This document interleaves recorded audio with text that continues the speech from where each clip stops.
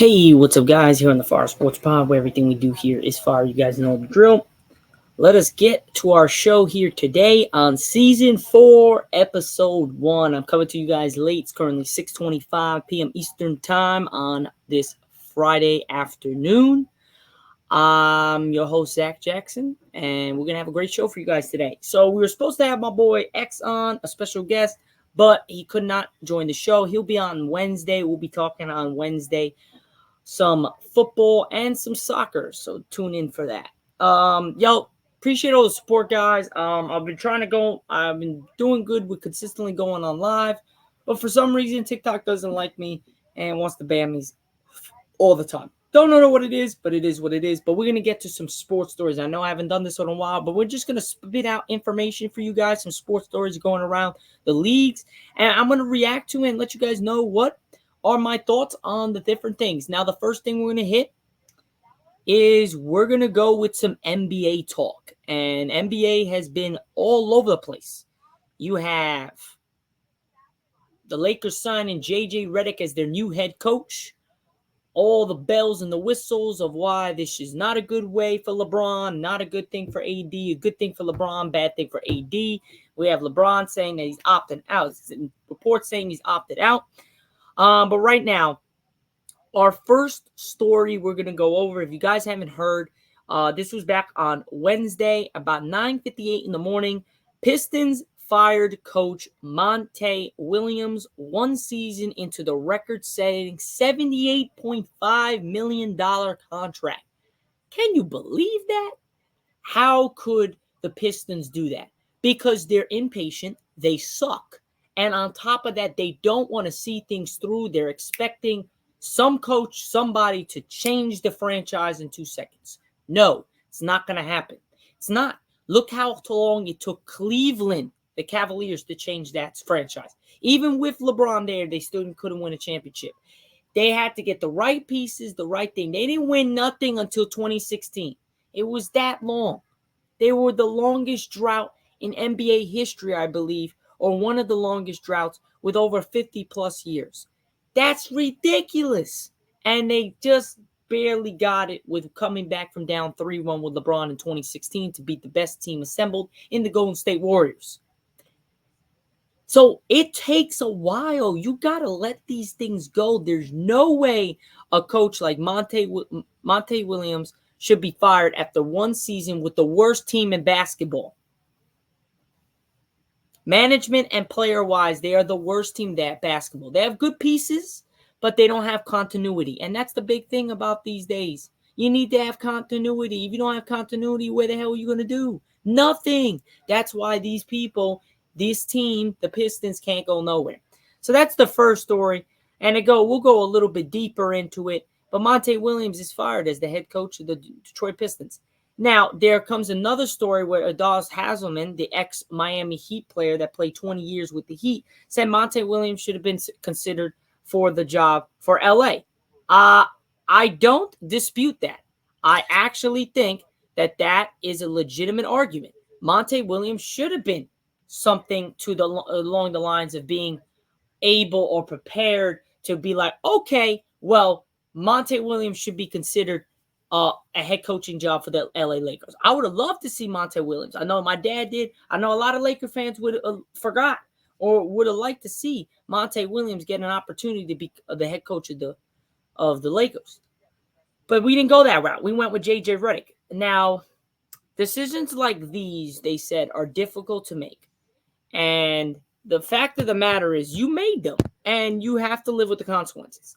Now, I want to thank Monte for his hard work and dedication. Pistons owner Tom Gores said in a team statement, coaching has many dynamic challenges that emerge during a season, and Monte always has handled those with grace. However, after reviewing our performance carefully and assessing our current position as an organization, we will chart a new course moving forward. That's bullshit. Sorry, it's bullshit. It's absolutely bullshit. There's no way you can do that. The Pistons already made a change at the top of their basketball operations department when they brought in Trojan Langdon from the New Orleans Pelicans as their next new president. Previous general manager Troy Weaver left the team soon after, and with Landon in place, it seems as though the Pistons have decided to fully clean house and start over without the former NBA finalist Williams. This doesn't make sense. But again, this is the Pistons. That's why they're the worst team in basketball. So it is what it is. Now, we also have a report coming Wednesday, same thing. Pascal Siakam, he got signed big time. Big money, ladies and gentlemen. Big money. Pascal Siakam, the Pacers agreed to sign him to a 4-year, $189.5 million max contract. That's some big money, ladies and gentlemen, and he is well deserving. He's done everything for that. He has put that franchise. Him and Tyrese Halliburton are the key, and Miles Turner, the big three right there in Indiana. They have been doing good crap lately for the Indiana Pacers, and they're set up pretty handsomely. They're in pretty good space. Again, Pascal Siakam's one of the best. He's not the best player, but he's in that category of being a very important player to a team.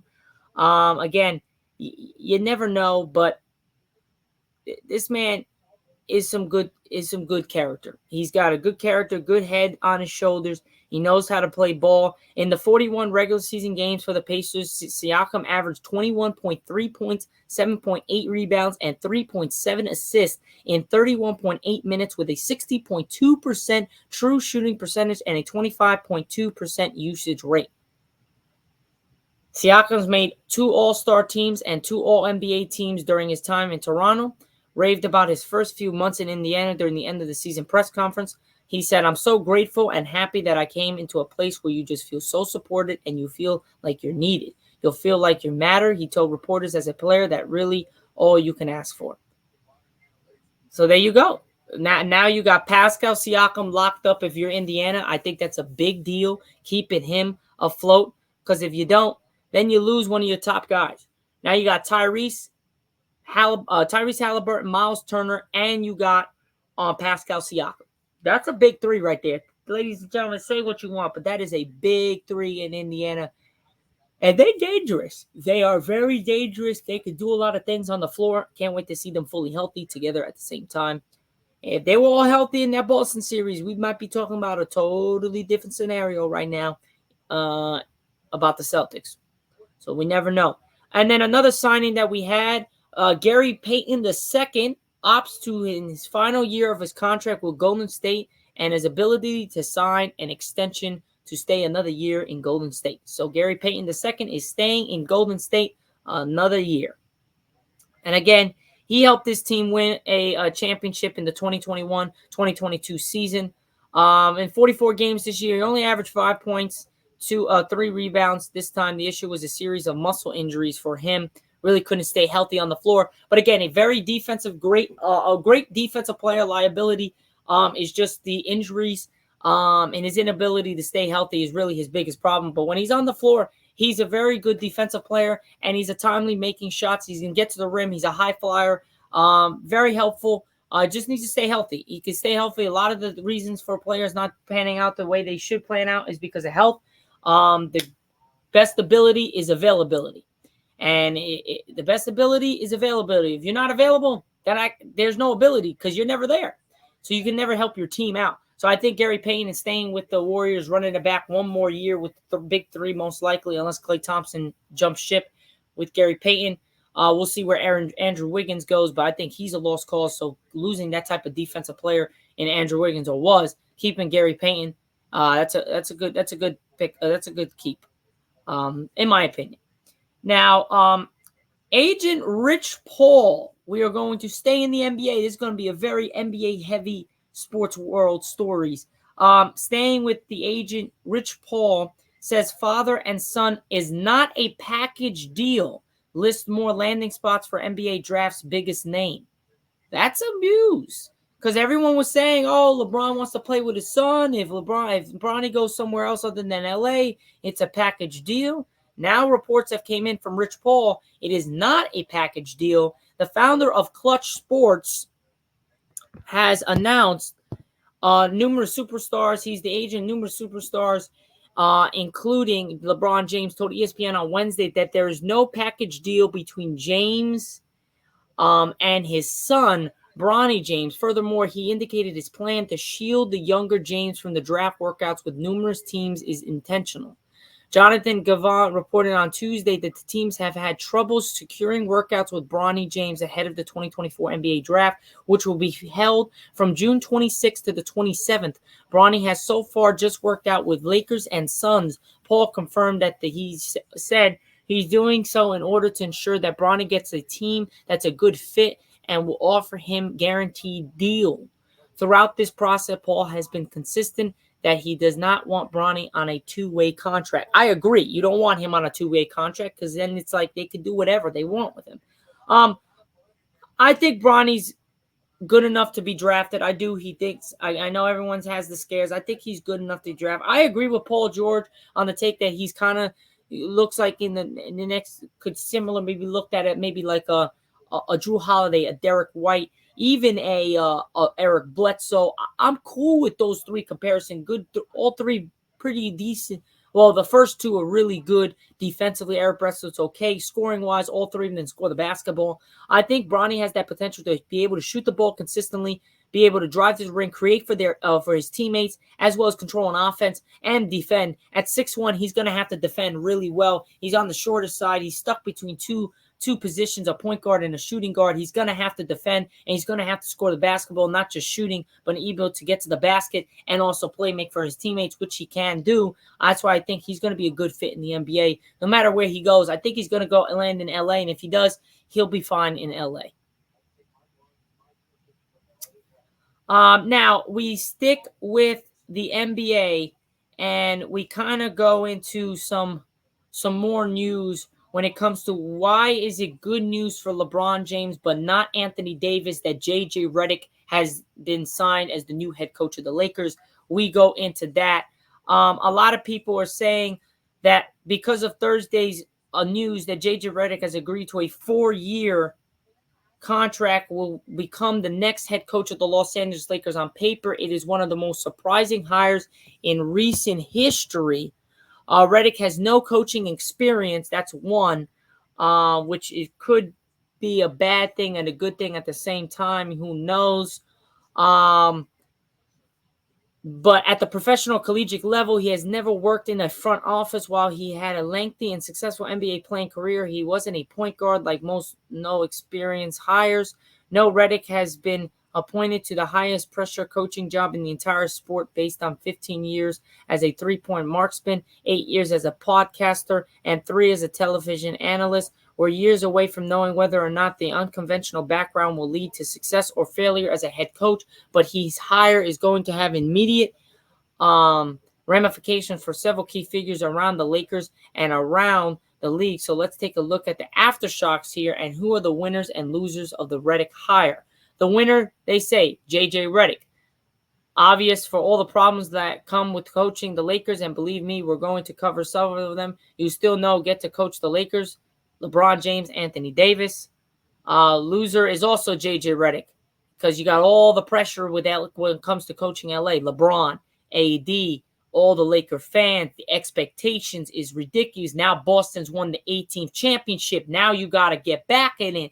There's a lot of pressure, and I understand that big time. LeBron James, he's a winner. He gets his guy he's a podcaster. He gets the coach that he kind of wanted, even though they said he wasn't involved. He definitely was because they probably weren't looking at him unless because of the podcast and how great of an IQ he was. They said a loser is Anthony Davis because he's a three-point marksman. He's probably not going to utilize him well. A lot of people are saying he might leave after this year. I don't think so. I think J.J. Redick is a good fit for the Lakers. I don't think it's the best fit, but I think it's a good fit. I would love to see Monte Williams in there and see what he had to say about it and how he could have turned the Lakers around into a great team, even though because he has an NBA Finals appearance as a coach. He did coach Kevin Durant. I believe he coached Kevin Durant in that last season. No, he did. That was Frank Vogel. Right there, but he coached Devin Booker, DeAndre Ayton, Chris Paul, a great friend of LeBron's. So I think that would have been worked out pretty well. But again, you never know. It is what it is. Things happen. Things don't happen. Again, is what it is. Now, the question is, JJ Redick now is the head coach. Who is going to be his coaching staff? And a lot of people report to and point their fingers to Rajon Rondo, Jared Dudley, Sam Castle, and Scott Brooks could join the new Lakers staff. Now, those are some good names, some good hires. I think it would be great. Rajon Rondo will be hired for Anthony Davis. LeBron got his guy in JJ Redick. Rajon Rondo, Anthony Davis gets his guy in Rajon Rondo. That's how I think is great. And I think it kind of pairs pretty well.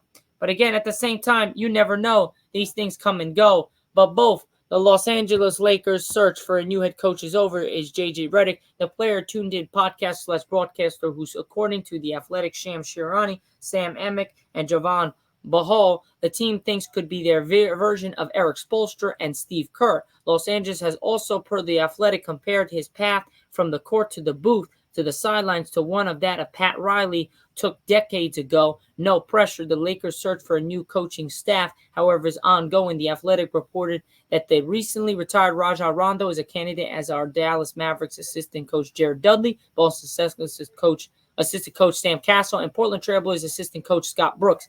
These names aren't new. On May 26, Mark Stein of the Stein Line reported that should Redick land the job, he was expected to target Castle and Dudley, as well as the New Orleans Pelicans assistant coach James Borrego. Both Borrego and Castle were also candidates for the head coaching position. On May 29th, the Los Angeles Times' Dan Week reported that Castle, Brooks, Rondo, and Dudley were all under consideration, as was Steinjean, who was the assistant coach with the Phoenix Suns last season and had been there with the Lakers 2019 to 2021.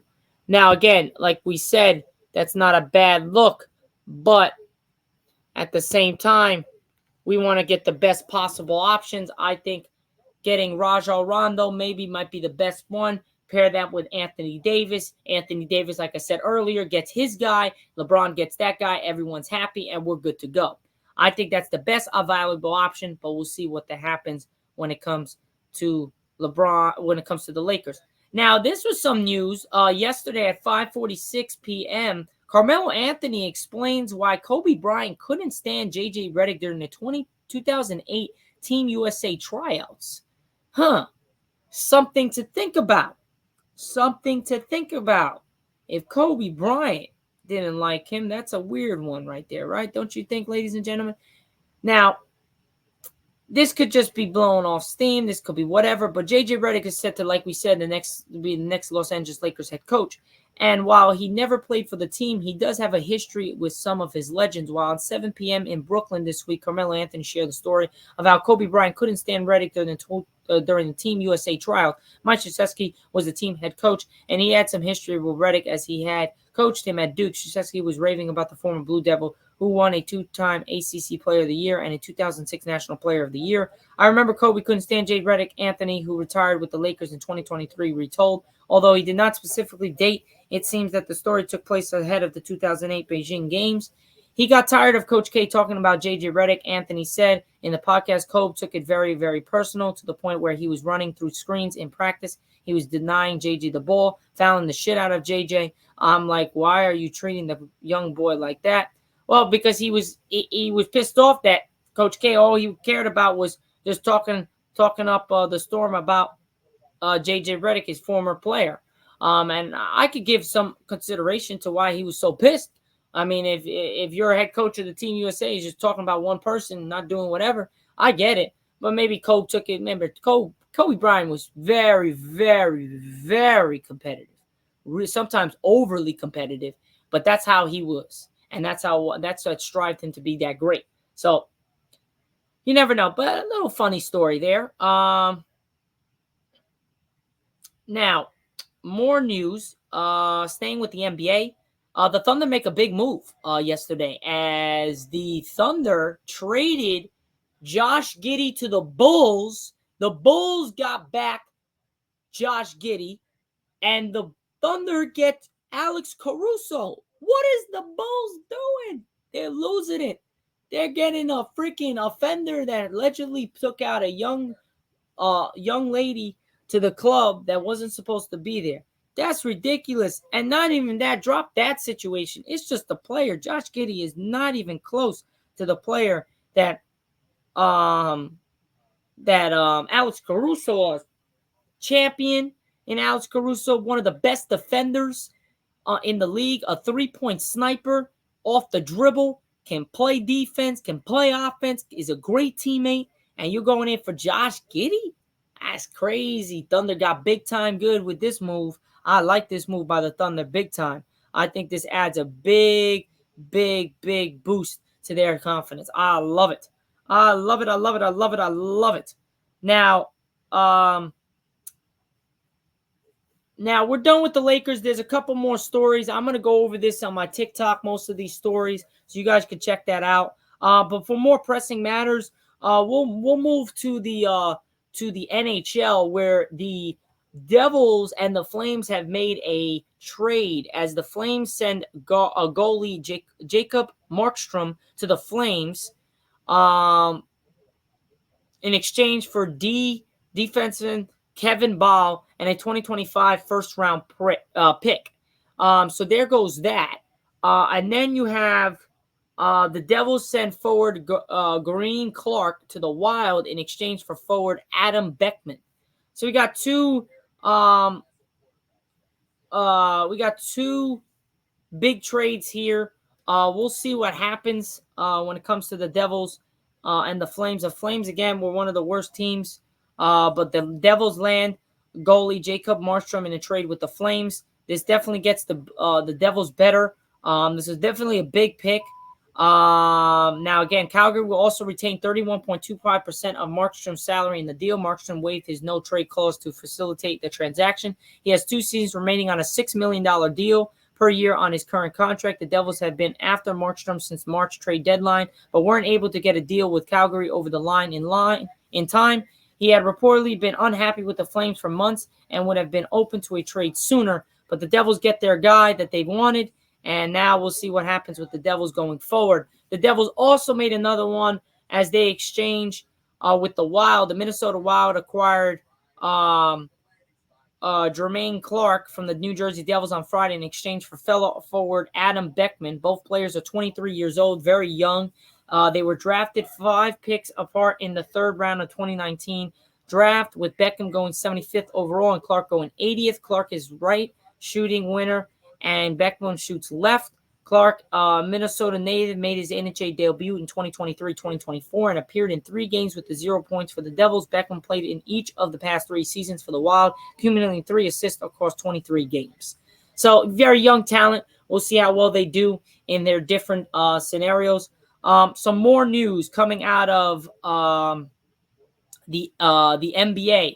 Malik Monk intends to sign a 4-year, $78 million deal, including a player option to return to the Sacramento Kings. What a big monster announcement, as Sacramento has locked up big time star, my man,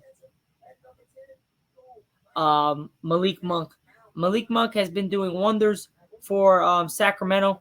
Again, you never know what will happen, but Sacramento has been doing some things lately. Again, you never know, but this is what it comes about, and that's what we got to go with. So that's Malik Monk there. Again, Malik is going to be it's going to be a problem. He has been a problem. And if he keeps going on the trajectory, he will continue to stay a problem. The man is not afraid of the bright moments and the big moments. And I think him staying in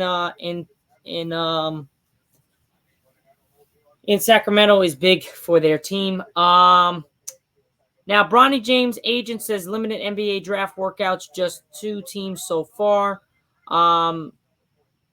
Former Steelers leading receiver attempting the NFL comeback reportedly already has interest from multiple teams.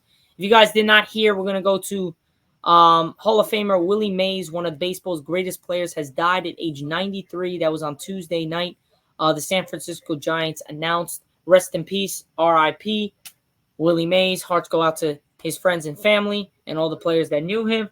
Appreciate all you've done to the game of baseball, Willie Mays, and you will be missed. And then to end our show today, we just have a little bit more left, and that has to do with boxing. And this is going to be to basically end our show. Boxer Ryan Garcia has been suspended 1 year after positive PED test. And the victory over Devin Haney has been overturned to no contest. So Devin Haney is still undefeated, and Ryan Garcia is going to get mocked for the rest of his career. He cheated, and I thought he beat the crap out of Devin Haney fair and square, but obviously that came out false, and he is now suspended. Devin Haney did call it. He said that it looked like he was on some PEDs, or somebody said that he said they called it. But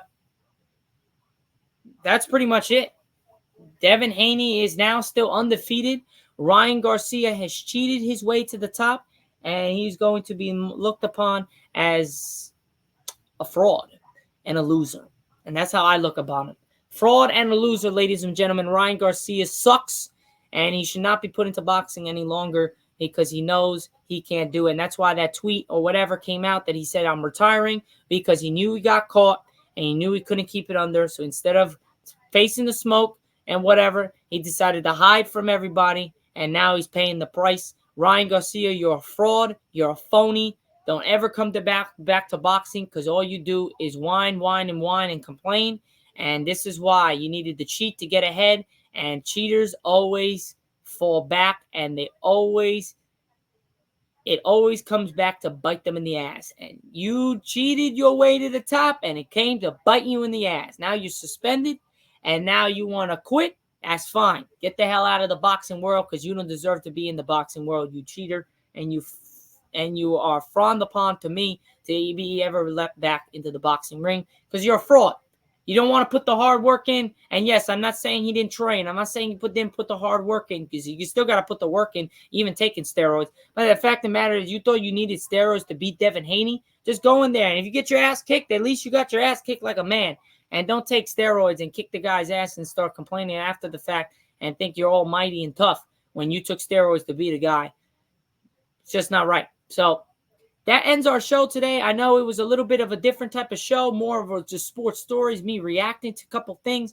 But man, this is what happens. Sometimes we change up the realm of what we're talking about. We go into some sports stories. We look into some different things around the sports world and really get to know a couple things and how it is. Wasn't on TikTok Live, like I said earlier, got banned a couple nights ago. But we'll be back coming June 27th, going over some Yankee games. So check that out.